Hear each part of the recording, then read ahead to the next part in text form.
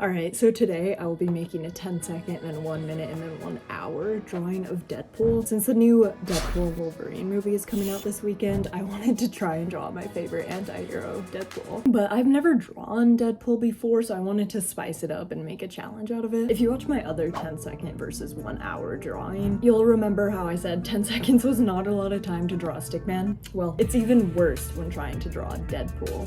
And I could not draw a circle to save my life. I don't know why. I focused on his eyes so that hopefully you can tell it's supposed to be Deadpool. You know, they look alright if you like squint and use your imagination a little bit. So here's how it came out looking. I cannot draw fast, so don't judge the little guy. Alright, moving on, let's get into the 1 minute drawing. Alright, so the 1 minute drawing was a bit more forgiving, but I did something really stupid.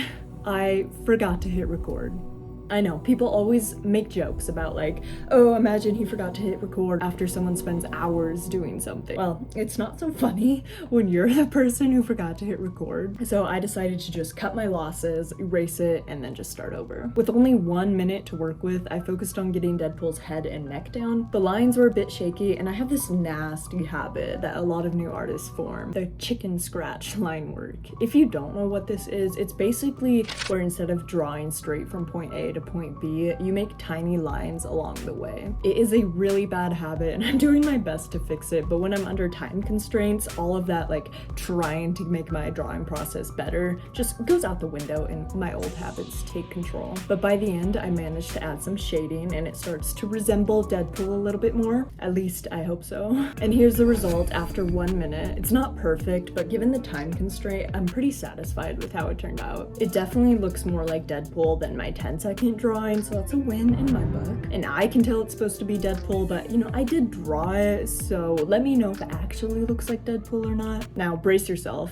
The 1 hour challenge is next. In my last challenge, I mentioned how 1 hour for drawing a stickman was a lot of time, but when you're trying to draw something more complex or detailed, 1 hour can feel like 5 minutes. Not only am I going to spend 1 hour on this drawing, but we'll also explore some of his history and what makes him such a beloved character. Alright, so first things first, let's sketch out Deadpool, and I am not a professional artist by any means, but I'm excited to take on this challenge. Deadpool's design is iconic. You can recognize him by his red and black suit and those expressive eyes and his mask, but I will not be using any color at all on this drawing, so it's going to be harder for me to make him look like Deadpool, and I would not be able to draw him off of the top of my head, so I used this reference. I'm starting with a basic outline here, focusing on capturing Deadpool's details, like his mask and suit, that make him instantly recognizable. His mask is the most crucial because it's not just a mask. It's a part of his identity, hiding the scars, but revealing his personality. There are so many drawings out there of Deadpool in dynamic poses or just funny looking poses with funny expressions, but I only had 1 hour, so I decided to go with a more basic pose. As I work on getting the details in the right place and the proportions correct, let's talk a bit about Deadpool's backstory.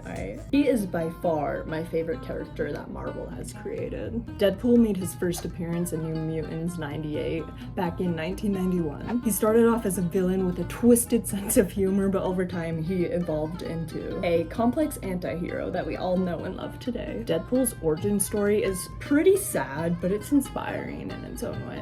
Wade Wilson, a former special ops operative, undergoes experimental treatments that give him incredible healing abilities, but it leaves him disfigured. His face and body is all burnt up. But it's this struggle with his appearance that adds all of this depth to his character. I mean, I would not know how to go on if my physical appearance was destroyed like that, which I know may come off as a bit shallow, but it would be a new way of living that I just wouldn't know how to handle or where to even start. I feel so bad for people that have had something traumatic happen to them that changed their physical appearance. It's gotta be one of the hardest things that a human can go through. Anyways, with Deadpool's team up with the X-Force and X-Men, to his epic battles with villains like Cable and Ajax.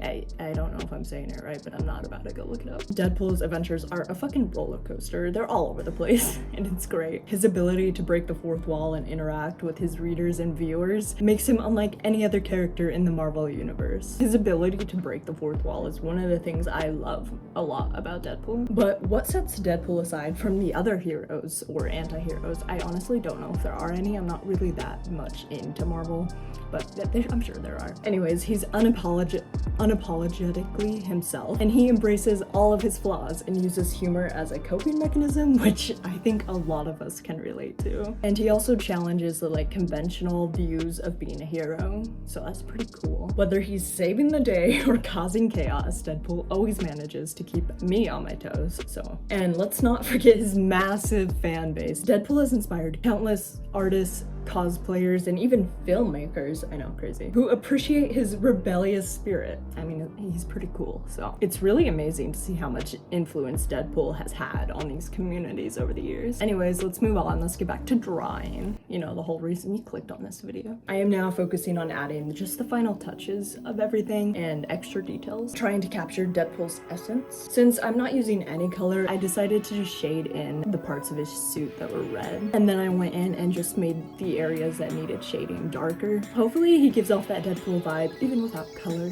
I know there's a lot of drawings out there, there's probably even comics out there of Deadpool without color, but it would just be so much easier to make him look like Deadpool with color. But I was running out of time, so I couldn't add extra details to his hands and the guns, so hopefully they don't look too weird. Anyways, and there we have it, my take on Deadpool after 1 hour of sketching. It is not perfect, but hopefully I've captured some of that Deadpool magic, you know, just his cool essence. He's just cool. I don't know, I like him. I think if I were to do this again though, I would only draw him from the chest up so I could actually spend more time on the shading and making his mask look more like, you know, his mask. But I think for only spending an hour on this drawing, it turned out pretty freaking good. And it definitely looks like Deadpool this time, right? Right?